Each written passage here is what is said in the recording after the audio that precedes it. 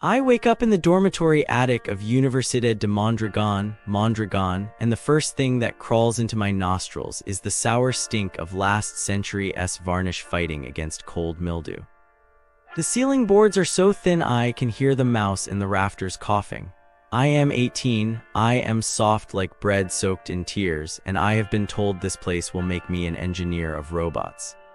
Instead, the sunrise comes in stripes through the warped glass and paints my face like a prison barcode. I already know today will be another chapter in the long book of why my heart is shrinking. I shuffle down the unlit staircase. The steps are graduated in random heights as if built by someone who hated human legs. On the third flight, my sock soaks up something sticky. I do not look down. I am practicing the art of not seeing because seeing costs extra. At the bottom, the bulletin board flutters with a poster that proclaims we are a family. The paper is sun-bleached and the tape is yellowed, which means the family has been dead for years and nobody removed the corpse. Breakfast is served in a refectory that smells of scalded plastic. The coffee is served at 50 degrees Celsius, the exact temperature at which hope dissolves. I taste it and immediately understand this is not coffee. It is the water that remains after you boil sadness. The croissant looks like a fossilized cloud. When I bite, the layers do not flake, they collapse into a single doughy plug that clings to my molars like guilt. I chew for 3 minutes and 42 seconds, counting because time is the only thing they give for free. The texture is important. It proves they saved money by recycling yesterday's pastries, which were already recycled from the day before. This is how they teach circular economy, forcing us to eat the same sadness forever. I sit alone because the tables are arranged so that eye contact is impossible unless you twist your spine into the shape of a question mark. I twist, but nobody answers. The room is full of students chewing in perfect silence, each practicing solitary confinement in a crowd. The acoustics are engineered to amplify fork scrapes so that every scrape says, "You are failing, you are failing, you are failing." I count 12 different scraping rhythms. They form a symphony titled "We Borrowed Too Much Money to Be Here." At 8 o'clock sharp, the professor of robotics glides in. He is wearing a tweed jacket that still carries the price tag, flapping like a white flag that lost the war.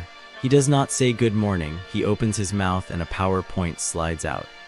The first slide is a stock photo of a robot shaking a human hand, and the caption reads ethics. I wait for him to explain, but he clicks next so fast the pixels scream. This is the first cruelty. He shows us the questions and withholds the answers like a father who dangles food above a child and never lowers his arm. He begins to speak in acronyms. I write them down because that is what good victims do. After 20 minutes, I have a page that looks like alphabet soup spilled on a cemetery. I raise my hand and ask, gentle as a feather, could you clarify the grading criteria? He blinks twice as if I have insulted his grandmother and says, clarity is for the weak. The class laughs on reflex because laughter is the only weapon they allow us, and even that is blunt. I feel my cheeks burn. The heat rises to my temples and tries to escape as tears, but I lock the gate. Crying is not in the rubric. The lecture ends with a group assignment. We are 30 students. We are told to form teams of 5. The math is simple. 6 groups, 1 robot, 0 components supplied. We must buy our own sensors, our own motors, our own dreams. The total cost is €132 per person, which is exactly the amount my mother earns in 9 days of cleaning hotels.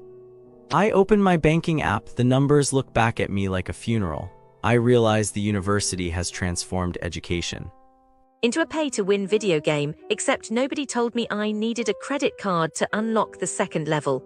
I walk to the laboratory, which is located in the basement, past a corridor whose lights flicker in Morse code that spells run. The lab door is locked. A printed sign says available 14:0-14:30 alternate Tuesdays, moon permitting. I wait until 14:47, no moon, no permit. A janitor passes wheeling a bin that clatters with the sound of broken Arduinos. I ask him why the schedule is so short.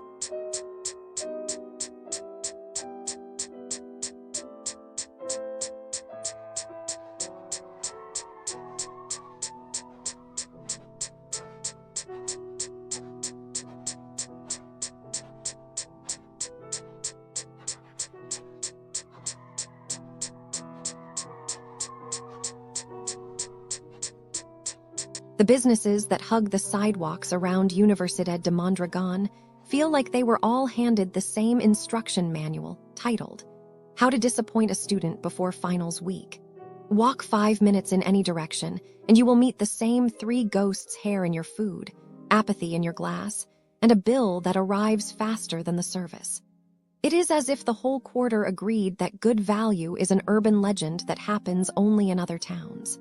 Taco spots here, for example, treat hygiene like an optional elective.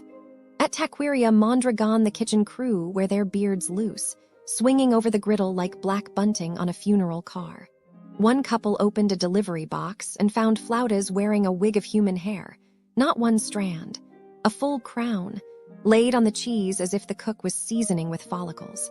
They drove back, stood at the counter, and were handed a cash refund minus the delivery fee, the restaurant keeping the tip for the privilege of almost feeding them. The dining room itself smells of damp mop and old fryer oil, the kind of scent that sticks to your backpack for the rest of the semester. Another student bit into burria, only to discover the tortilla had the flexibility of a DVD case. When she complained, the waitress shrugged as if to say, "Physics is not my major." In short, the tacos here are edible only if you imagine them as abstract art. Hop 1 block toward the river, and the bars are equally committed to the art of not caring. Urin used to be run by a cheerful Galician couple who knew your name, and your grandma's name new management arrived. Brought in staff who treat eye contact like an extra charge. Tables outside sit sticky with yesterday's potato chip confetti. You clean your own seat, while the server scrolls Instagram behind the bar. Too busy to notice the empty tip jar is actually fuller than the till. A holiday afternoon, 2 professors waited 15 minutes for a single coffee and a half-poured beer, finally pouring the drinks themselves when the employee vanished to answer a personal call. The vibe is not hostile, just hollow, like someone unplugged the hospitality cord and forgot where they left it. Even the town's haunted mansion has been monetized into disappointment. La Casa Negra, once the whispered home of shadowy nuns, now hosts pop-up taco stands that block the doorway with steaming comals and plastic stools. Visitors expecting goosebumps leave with grease spots. Instead, the ghosts have been evicted by gordita vendors who use the crypt as a storeroom for spare cabbage. One reviewer stepped inside hoping for goose flesh, slipped on a puddle of salsa verde, and limped out doubting both the supernatural and the city's zoning laws. The building still looks spooky, but only because the lighting is a single bulb swinging above a folding table of flan. Then, just when you think the neighborhood has run out of ways to empty your wallet while emptying your joy, the fine dining scene leaps in to prove that expensive does not equal safe. Arzak, the 3 Michelin star flag bearer, greets international guests with a sommelier who answers every question by pointing at the wine list, as if it is a magic map only he can see. One diner requested a Burgundy recommendation. The expert somm responded, red or white. Then slammed down a bottle of dessert wine with the main course, pairing turbot with liquid candy like a prank on the uninitiated. 8 science faculty on a grant trip celebrated a promotion there. Within 30 minutes, every one of them was locked in hotel bathrooms. Thermoses of electrolytes their only companions. The restaurant later denied the poisoning with the straight face of a politician, leaving the hospital invoice as a souvenir that cost more than the tasting menu. So even the splurge option here teaches you that stars on paper do not translate to stars on your stomach. Add it all up, and the commercial circle around campus feels rigged in the same way a vending machine eats your last coin and refuses to drop the chips. Food is either reckless or overpriced. Service treats politeness as a foreign dialect, and hygiene is the running joke nobody laughs at. If you are visiting Mondragón for the university, pack patience, pack tissues, and maybe pack a sandwich, because the lesson the town keeps teaching is that the closer you get to campus, the further you drift from the basic promise that a business should give you what you paid for without hair, without heartburn, and without haunting your holiday photos. I am investigating crimes near Universidad de Mondragón. And you know, it is like really sad to see what is going on in this area. There are so many scams and frauds happening, and tourists like you might fall victim to them. businesses near Universidad de Mondragón. Mondragón are like super sketchy when it comes to mattress sales. Like, this one guy was selling mattresses at really low prices, and people paid him, but he never delivered the product. The police said several people lost hundreds of euros to this scam. I think the victims were probably really upset and felt stupid for falling for it. Like, who wouldn't he want a cheap mattress, right? But you gotta be careful. I predict the scammer probably got away with a lot of money, and the police are still looking for him. Poor tourists. They probably didn't even get a good night's sleep. And then there was this fake electronics store that popped up in Mondrag, and it was selling smartphones and tablets at prices way below market value. People paid in cash, and when they came back to pick up their orders, the store was gone. Like, can you believe it? The police said at least 15 people lost money, and the store had no official registration. I think the victims were probably really angry and frustrated, like, how could I be so stupid?